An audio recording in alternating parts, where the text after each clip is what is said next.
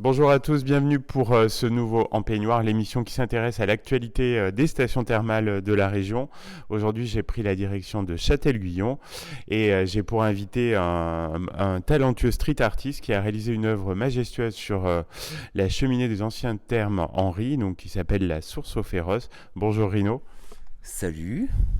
Alors, est-ce que tu peux déjà te présenter un petit peu pour nos éditeurs qui ne te connaissent pas et quel a été ton parcours jusque-là? Alors, mon blaze, c'est-à-dire mon nom d'artiste dans le graffiti, c'est Rhino, R-I-N-O, pas de H. Ça fait plus de 20 ans que je fais du graffiti. Quand je parle de graffiti, je veux dire que je représente des lettres sur les murs, c'est-à-dire pas mal de graffiti pendant les 10 premières années en vandale, c'est-à-dire à des endroits où j'avais pas forcément le droit de le faire.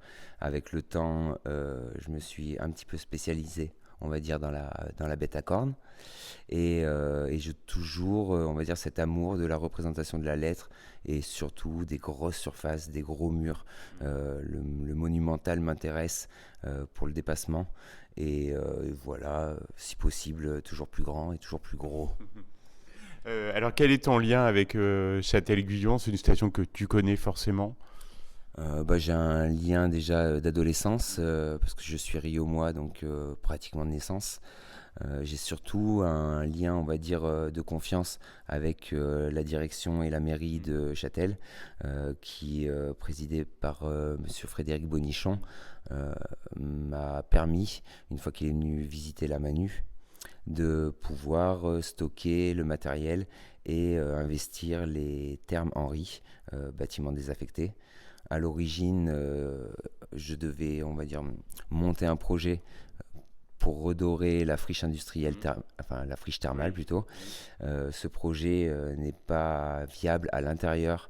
Et puis sincèrement, après avoir passé 5 ans dans une manufacture des tabacs, j'avais pas envie de m'enfermer dans un bâtiment assez rouillé et délabré.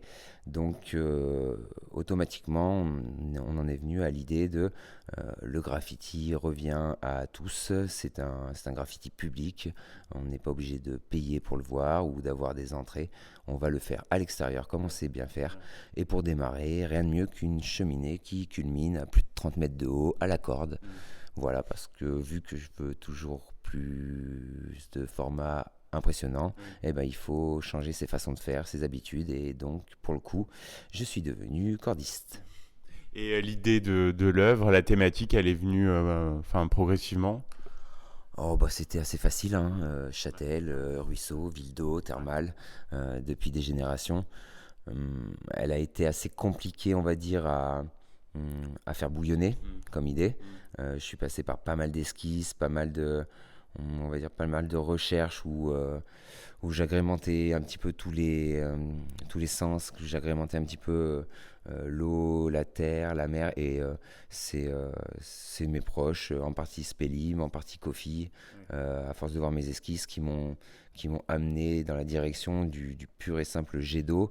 Et inverser un jet d'eau, et ben ça reste un robinet en fait. Et un robinet, on a des vieux robinets en laiton avec des têtes de lion, avec les petites molettes au-dessus. Et je me suis dit, un jet c'est bien, mais un robinet ça va vers le bas, ce sera cohérent. Et ben je vais faire un robinet qui coule d'une tête de rhinocéros en laiton. Très bonne idée. Alors, je crois qu'il y a eu tout un travail de préparation assez long avant d'investir la cheminée. Il y a plus de 50% du temps en préparation. Le bâtiment étant désaffecté, il a fallu le sécuriser, le nettoyer, faire en sorte qu'on puisse stocker les sprays, les peintures, parce on est à plus de 600 litres de peinture, je crois, Oui. sur la totale, diluée, 120 sprays utilisés. Il a fallu aussi retrouver un ami de longue date cordiste qui a bien voulu passer le temps de formation et m'offrir tout son savoir pour que je puisse grimper sur cette cheminée et la transformer en une source au féroce via une corde, parce que 20 mètres de hauteur sur des thermes, ce n'était pas possible à la nacelle, donc tout s'est fait à la corde sur toute la cheminée. Oui, là, il ne faut pas avoir le vertige.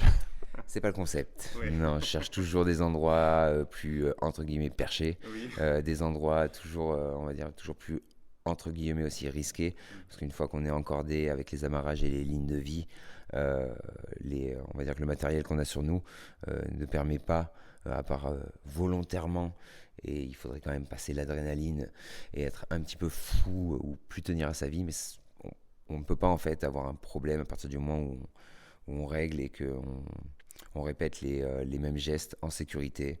C'est même plus sécure en fait que d'être au bout d'une nacelle à 40 mètres qui bouge avec du vent. Merci Rino, on fait une petite pause musicale, on se retrouve donc juste après pour continuer de parler de cette fresque donc réalisée aux anciens thermes Henri sur la cheminée, donc qui s'appelle La Source au Féroce. Deuxième partie de ce en peignoir, donc je suis toujours avec le street artiste Rino. On évoque donc la Source au Féroce, qui est une fresque réalisée sur les anciens thermes Henri à Châtel-Guyon. Alors Rino, comment tu as vécu cette expérience? Est-ce que déjà il y a eu des surprises, des choses auxquelles tu ne t'attendais pas? Oui, pour commencer, on a une expression dans le graffiti qui dit c'est au pied du mur que l'on voit vraiment le mur. Oui. Parce que quand on voit le mur à 100 mètres, 200 mètres, c'est beau, mais c'est une fois qu'on est, nous, petit homme, devant la hauteur de l'obstacle à franchir ou de la réalisation, où on se rend compte vraiment de ce qu'il y a à faire. Et déjà, pour commencer, il a fallu faire en sorte que les toits terrasses soient accessibles. Ah oui. Et je te ferai faire un petit tour pour que tu t'en rendes compte. Oui. Ni électricité dans le noir, ni échelle, ni quoi que ce soit. Il y a des différences de niveau. Fabrication d'un palan avec levier, poulie pour pouvoir amener le matériel jusqu'en haut. Ça a été un peu d'ingénierie, bricolage, comme on sait si bien le faire. J'adore faire ça. C'est Rino le bricolo qui fait ça. C'est un de mes mois. Et pour tout ça, en fait, il a fallu, en gros, sur 1 mois et demi de réalisation, pratiquement 55% du temps de préparation, de mise en œuvre, de déforestation sur les toits terrasses, parce qu'il y avait carrément une forêt qui avait poussé. Ah oui. De la route, on avait l'impression que c'était des petits buissons, Mm. mais en fait, au pied du mur, ça faisait 3 fois ma taille, quoi. Ah oui. Voilà, donc il y avait gros de boulot, tu verras. Tu as pris du plaisir, on imagine. Est-ce que aussi tu as pu profiter de l'environnement une fois quand tu es là-haut? Alors ça, c'est vraiment le moment, on va dire, c'est la zone, c'est le moment de plénitude. Mm. Une fois que le matos est géré, qu'on a les habitudes, qu'on a les gestes, qu'on est capable de monter et redescendre, on va dire, sereinement, des sprays sur une ceinture, bombe aérosol dans les mains, la musique dans les oreilles. Et à partir de là, plus rien n'existait. Il y a eu des moments où j'ai passé 2-3 heures sur ma sellette, où j'ai pas du tout vu la journée passer. C'était vraiment des très beaux moments de peinture. J'ai décollé, on peut le dire. C'est une vraie prouesse à la fois technique et artistique. Tu es fier du résultat? La prouesse, elle est plus, on va dire, dans le style de peinture que j'ai réalisé, entre guillemets. C'est une anamorphose, donc c'est une image qui se voit exactement alignée et dans son ensemble d'un seul point de vue. On a au final, avec Frédéric Bonichon et les élus de la ville, trouvé plusieurs points de vue. En fait, il faut s'aligner à la cheminée, mais complètement de l'autre côté du parc, de l'autre côté des Thermes Henri. Le point de vue commence sur une petite butte d'herbe à l'intérieur du parc. Mon point de vue à moi se trouve sur le trottoir. Merci au service de la ville d'avoir complètement élagué en fait devant la barrière pour qu'on ait un visu parfait en fait de l'anamorphose. Et des amis à moi, en continuant sur les sentiers pédestres au-dessus, m'ont pris d'autres photos alignées du point de vue où la source s'intègre en fait parfaitement à l'intérieur des arbres et à 500-600 mètres d'éloignement. Et ben on a des points de vue différents, mais on a toujours cette source-là qui est énorme au milieu de ces conifères et qui pourtant coule et est cohérente. La cheminée disparaît parfaitement.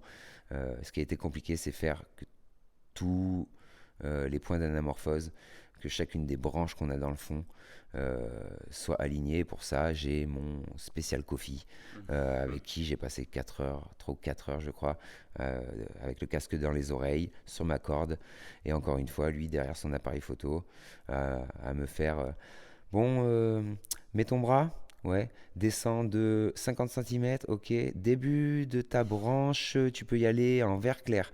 Et ça pendant 4 heures d'affilée où il m'a fait régler au point de vue, au millimètre. Allez, non, au 5 centimètres. Au 5 centimètres, chacune des branches qui ressortent pour qu'au moment où on est au point de vue, eh ben, en fait, les pourtours de la cheminée disparaissent complètement dans les bois qu'il y a derrière.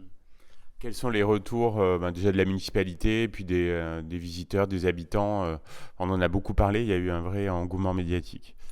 Retour de la municipalité, et je les en remercie encore. Il va y avoir dans le parc, donc justement sur le premier point de vue, un grand cadre qui va être installé avec une pancarte explicative où les gens pourront automatiquement trouver le point de vue et se prendre en photo devant pour en faire un souvenir touristique. Mais je trouve ça très bien pensé. Je suis pas complètement fan, on va dire, de l'engouement touristique, mais on est quand même là pour ça. Et j'apprécie quand même quand les gens prennent une œuvre aussi monumentale et la mettent en photo, sauf que tout le monde ne comprend pas forcément automatiquement le délire de l'anamorphose, ce qui est compréhensible, parce que c'est quand même quelque chose qui se voit pas énormément souvent. Et là, pour le coup, la municipalité va installer au bon endroit, impeccable, dans l'herbe du petit parc, au frais, un cadre pour que tout le monde puisse justement profiter de cette magie qui est l'anamorphose et l'alignement parfait en fait de tous les plans. Très bonne initiative. Alors, tu enchaînes, on imagine, déjà avec d'autres projets, peut-être même sur Châtel, non? Il y a des choses Avant-hier, j'ai attaqué juste sur le store que tu vois là, de l'autre côté, un rhino qui fait 5,50 m de haut. Ah oui. Voilà. Maintenant que la cheminée est faite, je peux commencer, on va dire, à étaler un petit peu mon savoir-faire et ma barbouille sur le reste des murs des thermes.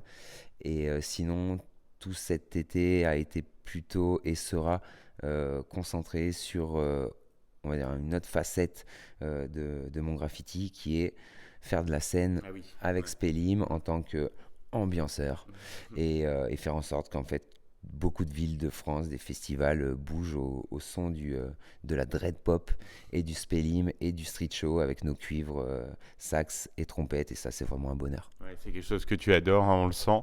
Alors j'ai la question rituelle de fin d'émission, Rino. Quand t'es-tu retrouvé en peignoir la dernière fois? Alors la dernière fois en peignoir, justement ça tombe bien sans transition, c'était pas dans mon peignoir, c'était dans le peignoir à Spellim.